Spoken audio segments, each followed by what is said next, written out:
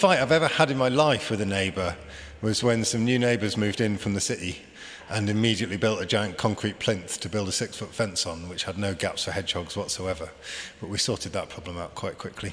But now live in Norwich, and in my day job, I'm director of the Climate Coalition, which is a fantastic coalition of about 140 organisations, several of which are in the room, and we organise Great Big Green Week, which is happening all over the UK this week. And as I said at the beginning, we're aware of well over 150 weeks of action and several thousand events that are happening, which after this week in politics has never been more urgent and more important. So I'm going to hand over to Stephen from Chain. I love the name, I love an acronym, I love anything that's got hope in it, and no pressure, Stephen, but I'm hoping you'll leave us with at least a bit of hope. Good, over to you. Thank you very much. I hope, I don't have any slides, so hopefully my method won't look too shoddy. But I just wanted to start off by showing this simple graph, which I'm sure lots of people will be familiar with. It shows the level of CO2 in the atmosphere since 1958. And for all the international talk, the UN conferences, the investment in low carbon energy, the lifestyle changes that some had made, essential though all those things are, there it still is, stubbornly, relentlessly rising. And when Greta Thunberg suggested that the idea we're not doing enough to combat climate change is a lie because that implies we're doing something, this graph would suggest she has a point. A bit harsh, I know, but I think she has a point. So we need to turn that around. And I couldn't think of any better way of illustrating, really, that we need to be radical. And that leads many to conclude that political methods need to be radical too. Hence, many have turned to protest and direct action, and frankly, who can blame them? However, established democratic process is still important and shouldn't be neglected. This is partly because democratic process is an end in itself, and let's face it, it needs some love right now, but also because it's effective and, in fact, a good and perhaps necessary complement to the aforementioned direct action. The primary aim of direct action is to change public opinion, and the contact MPs get from their constituents is their prime evidence of that changing opinion. Sorry, oh dear. So I haven't done a talk for a few years, so bear with me. So what do I mean by established democratic process? Lobbying, writing to your MP, going to see your MP, organising petitions, turning up at council meetings to ask awkward questions, perhaps even getting elected yourself. And this, apart from the getting elected bit, is where Chain, which stands for Climate Hope Action in Norfolk, can come in. First, a brief history. The group was set up in 2015, initiated by doctors who had realised the gravity of the climate issue. There's a well-known article in The Lancet, I think, at the time, which inspired them. In their case, particularly its health impacts. Initially, the group was primarily about raising awareness and prompting debate. And to that end, we put on many events, ran stalls, showed films, produced leaflets, and went into schools hosting education sessions which encouraged pupils to think of solutions to the climate crisis. However, in the year prior to the pandemic, as some, including Chain members, refocused on direct action and Extinction Rebellion, the emphasis of Chain itself changed to lobbying, which included putting on 3 cross-party panel events involving local MPs and panellists representing each of the other political parties. With this format, prior to the panel members having their say, our chair, Dr. Hayley Pinto, would do a 15-minute presentation outlining the stark reality of climate change and urgency of climate action. This made the events not only an excellent way to provoke public discussion, but also to educate our political representatives and put them in a position where lip service wouldn't cut it. At one event after Haley's talk, one panel member stood up and said he was going to talk about his own party's manifesto, but now realised it was nowhere near up to the job. So we are currently planning more of these events. Most recently, we are currently inviting Richard Bacon of South Norfolk.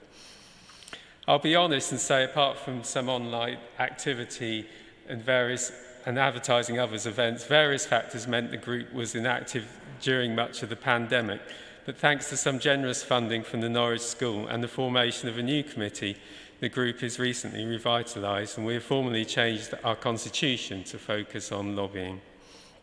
I should by now perhaps have referred to the title of this talk, which is Building Norfolk's Response to Climate Change. And this is primarily meant in two ways.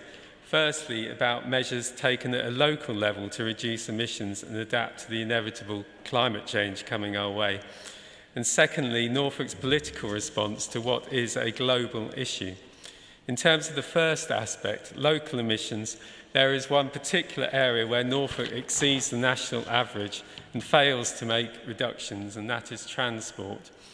We're at a crucial point at the minute with the planned Western Link and dualling of the A47, both of which would not even be contemplated by anyone who knows what climate crisis actually means.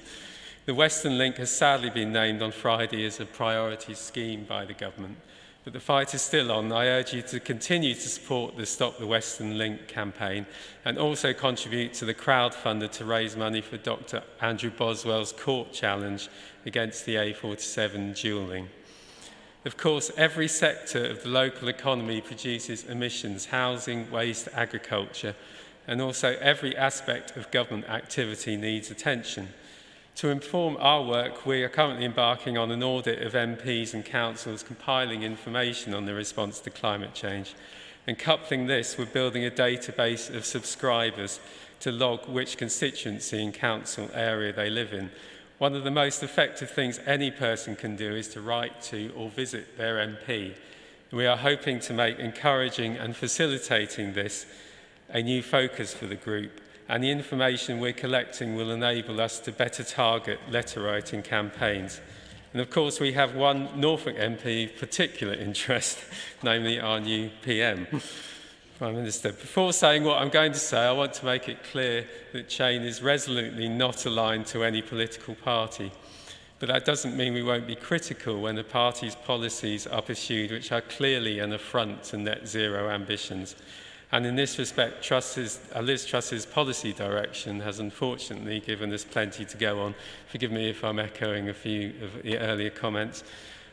Just prior to Liz Truss's election, we published an open letter sent on behalf of Chain by a resident in her South West Norfolk constituency, which focused on three worrying features of her prime ministerial campaign, which have since become reality: the promised review of green levies, the lifting of the ban on fracking, and the intention to maximise extraction of North Sea oil and gas. And despite one piece of good news that they are hoping to clear the way for more onshore wind, taken all together, we are facing a government which is, in many respects, clearly hostile to climate action. Apart from the impact of putting all that carbon into the atmosphere, this will destroy any idea that the UK is a climate leader or in a position to influence others to better behaviour. And that latter point is so important. A much poorer country like the Congo is less likely to agree not to exploit the oil reserves beneath its rainforest and peatlands when the likes of Jacob Rees-Mogg are out there saying we need to extract every cubic inch of gas from the North Sea. They think the West hypocritical, and rightly so. This so-called energy strategy entrenches the root cause of both the climate and the cost of living crises, namely our continued addiction to fossil fuels. And what it inevitably means is further delay in any potential for emissions reductions. And another graph, again, which you're probably familiar with, which shows the perils of delay. The longer emissions keep on rising, the longer we delay action, the steeper the reductions curve will need to be. And more politically challenging, nay, seemingly impossible, it would be to make those reductions. So I think, we're about here at the minute. So you can see this is how much CO2 we to stay beneath 1.5, we need to be emitting. So you can see the longer you leave it, basically, the steeper the curve is. And yet delay is what we are doing. Being in the county of the PM gives us a great opportunity to directly oppose these blatantly retrogressive policy shifts. However, all Norfolk MPs need to feel the pressure, and if you want to help us wherever you live in Norwich or Norfolk, then please subscribe to our email list by providing your name, email and postcode. That latter bit's important, so we know who your MP is, or council. You'll find us, I've just put on a little desk over there, behind Leslie there. You can find me there afterwards. I wanted to end by saying something about one of the words in the name of our group, namely hope. Hope can be something pretty tough to keep hold of. I, for one, battle with some level of anxiety, of which fear about what the climate crisis means for this and future generations is an all too obvious cause. As I cycle around on roads which seem ever fuller with cars, which seem to get ever bigger, it's hard to escape the conclusion that we're miles from where we need to be. And it can be hard to appreciate the nature you love when you know it's going to be subjected to so much change. But despite this, people seek out their own sources of hope. I know attitudes to technology vary, but for me it is one of the things that gives me hope. Humans, while often selfish and short-term in nature, are pretty good at inventing stuff. And while technology should be seen as part of the fight against climate change rather than a panacea, it's a necessary part and can be applied to so many walks of life and aspects of the climate crisis. And in Norwich and in Norfolk, with our renowned educational institutions, our renewables industry and our strong science base, we can potentially play a valuable part in that. The city's strong record of progressive politics, of course, helps too. So while some may claim when it comes to the climate crisis that we're beyond talk of solutions and that the very idea of hope is a conceit, ultimately I disagree, because hope is a spur to action and action is what we need, and because hope is what makes us human. Hope may not always be rational, but the very idea of humanity would be nowhere without it. And because any reading of politics over the last few decades should teach us to expect the unexpected. There is still a fight there to prevent the worst outcomes of the climate crisis. So we need to create the unexpected and be the best of ourselves and actually try to turn this thing around. Thank you. If you want to see me afterwards. Thank you very much.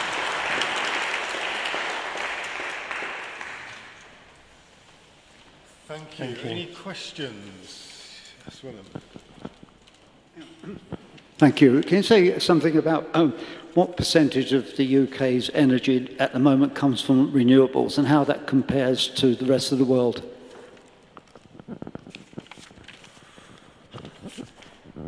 Right, I'm going to say something here. I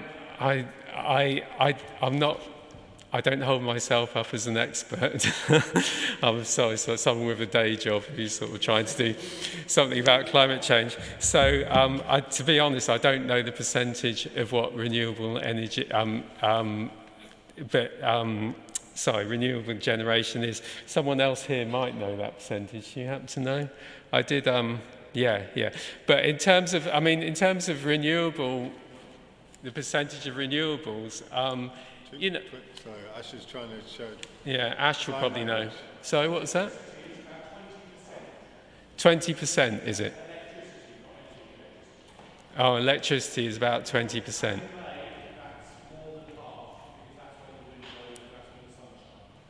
Right, okay. so it's 20%. Yeah, that's right. Yeah. So yeah. I mean, obviously, there's a lot of work to do there. And it's there's lots of technologies which can help with energy saving as well. I think is very important. I think in some ways we compare well, for instance, with Europe in the sense that we burn little or no coal, and that's still an issue on the continent, and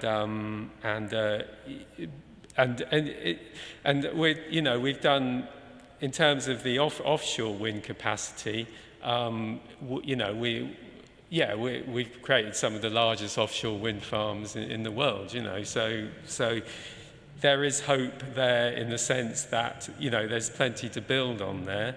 Renewables aren't the only technology available. There's also, as I say, in terms of hope, we need to focus on the demand side of things as well. This is why, in a sense, I'm not a huge electric car person, because I think, unfortunately, it creates a lot of demand and makes it harder to reach net zero. Other people have different views on that. But I think, it's important to look at the demand side of the equation as well. And the technology, in terms of, I talked a bit about hope and technology, but I mean, battery technology really needs to improve. Because at the minute, unfortunately, renewables, often it needs to be combined with gas to make up, for when the wind is not blowing or the sun's not shining. So, that's one issue. So battery technology clearly needs to come a long way. We also need to improve constructions. I mean, sometimes the scale of the construction of renewables can be a challenge. For instance, it can have an environmental impact in itself with like balsa wood, things like that. So technology can be utilised to improve the manufacturing, make sure that we get new technologies, like batteries will use a lot of lithium, so that can create environmental pressures as well. So as I say, we're developing things all the time which hopefully can improve these processes and make it, roll out faster, basically. Thank you. Any more questions? Thank you.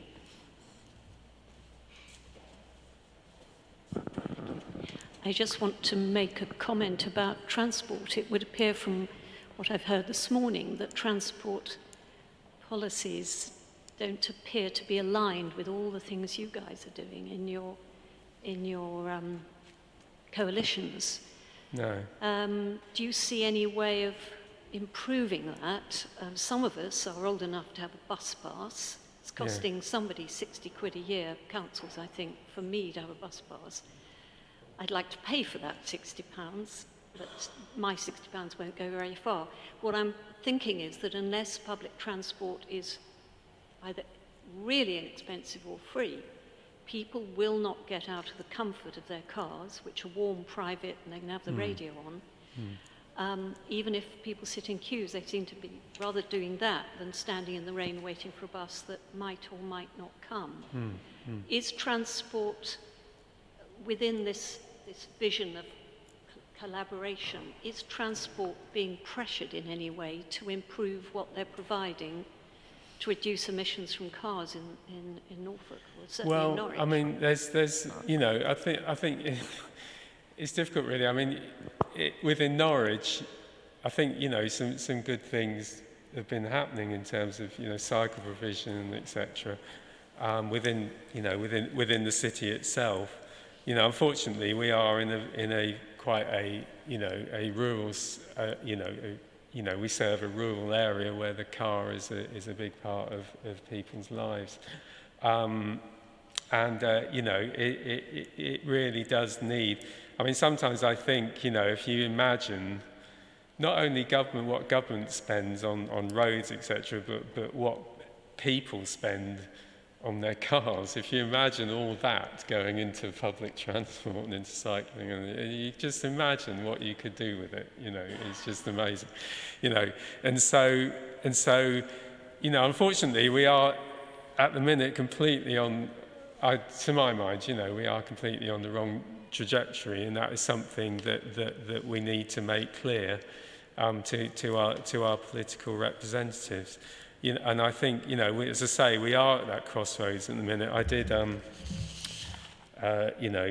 mean, you won't be able to see this from here, but you can see me when you talk afterwards. But, the Stop the Wensum link, which a lot of people will be aware of, and also, as I said, helping Andrew Boswell with his with his court challenge. You know, these are the sorts of things that are really important, but also to be positive about the alternatives. And, you know, to me, I just love rail travel, you know. It's, you know, it's a real thing. And I think, you know, there are certain ways that we can really improve rail transport in Norfolk. And I really hope that in the long term that we can set off on a different trajectory. I mean, one of my passions is reading, you know, I like reading Victorian novels, and then the train was the main way of getting around, you know. So if you wanted to get somewhere, you took a train, then you walked, you know. And it just reminds you of how central it was, wherever people were, and the cover of the trains. You looked around Norfolk, the crisscrossing of, you know, when Melton Constable was like the crew of the East kind of thing. And it's incredibly sad, you know. Beecham's was one of the most short-sighted, you know, when he got rid of a third of the rail network in the 60s, was one of the most, you know, short-sighted things to do. And I really think we need to turn that around. But just in a very immediate sense, bus travel is, I mean, some routes, you know, aren't too bad. I mean, you know, if you happen to live on the route from here to between here and Lowestoft or whatever, you know, they're quite frequent. It's not too bad. But then a lot of the county just is not well served at all. And so in the more immediate term, bus services is something which, you know, is a good point of political pressure for the councils to show more support, you know, the councils to show more support of it, but also crucially coming from, you know, central government. And sorry, does that answer your question? But I think as I say, we're on the wrong path, but we need to somehow get back on the right path. Thank you. Great, thank you very much. Stephen, is there any other brief things? I will present you with your lovely. Thank you very much. Thank you. Thank you. It's as important or more than a rotator badge. Thank you. Thanks very much. The village I mentioned that we lived in, there hadn't been a bus that had visited it for 6 years. And we can talk all we want about people getting out of their cars, but if there's no public transport within 4 miles of your door, people aren't going to get out of their cars. So it's absolutely critical. I also am reminded, of course, that Norwich used to have a tram system. I don't know if anyone was here when it was around, but big fan of the old tram network. So we have got a few minutes to, how long have we got? 8 minutes to stretch your legs, grab a cup of tea, go and meet someone you've never met before. Go on, do it. I dare you and encourage you. I'm going to do it just to show that it's possible. And then we're going to hear from David Max. Is David here? Can you sign David? Oh, hello, David. And about from Norfolk Conservation Corps about biodiversity in Norfolk's churchyards.